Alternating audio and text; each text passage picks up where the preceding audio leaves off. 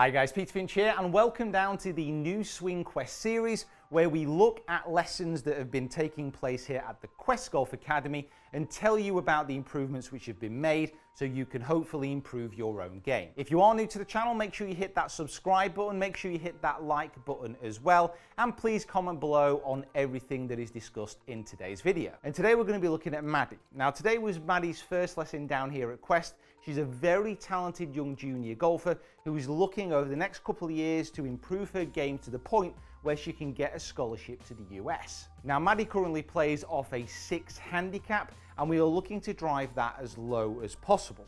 So today was all about analysing her game, looking through the data on the launch monitors and on the video as well, and also assessing her good shots, her bad shots, and what she really needs to improve upon. And through conversation it became clear that Maddie was a fantastic ball striker at times, but she did also have a heavy shot. She didn't really take much of a divot with her irons, and her general stock shot was a high draw, which turned into a push, but also a little bit of a snap hook when she got up to the driver. So we'll have a look through at Maddie's swing here, and boy oh boy, does she make some fantastic movements into the ball. So you can see here how she rotates her hips incredibly well, very Rory McIlroy-esque in the way that she does this as she turns into impact. Now as she starts to rotate into the ball here, you can see that the club is quite shallow in its position approaching impact. And that is what the launch monitor data also picked up. Not much of a downward angle of attack with the irons, if any at all, so very neutral,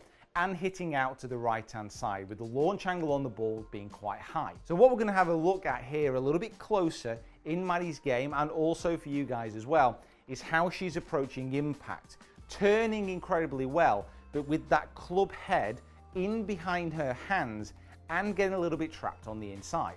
Now what Maddie was doing within her swing, and the reason that she was having a few issues, was as she was coming into impact, because her arms were trapped a little bit behind the body as it rotated wonderfully in towards the ball, she wasn't able to get her weight forward. She wasn't able to keep pressure on her left side, and she was having to pivot back at impact to try and square the club face. So she had these shots where she could get set up, swing in and pivot back and hit that big high draw from the inside position.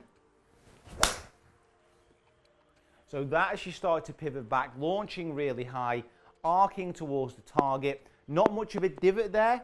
You could hear it was quite a clean contact, but managing to find the green. And when her timing was on, she could hit that shot very consistently. But the problem shots was if she didn't quite manage to shift back, she'd come a little bit too much on the inside, not be able to square the face, and just hit that high push off to the right-hand side. Obviously on the 17th hole here at Blue Bayou, not ideal. And then the last shot that she had was the one where she hung back, really flipped those hands over and started that ball straight, but then hooking off to the left-hand side.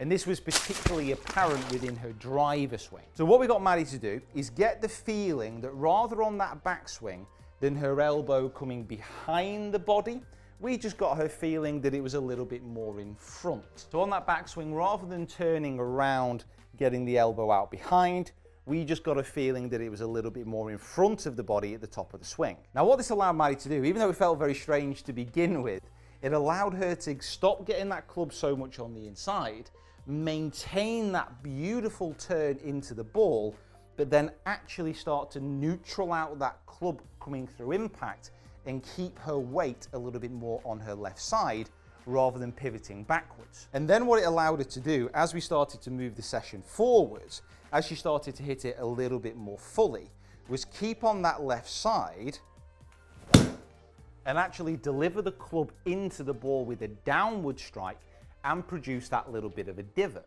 Because the one thing that Maddie couldn't really do is hit a fade.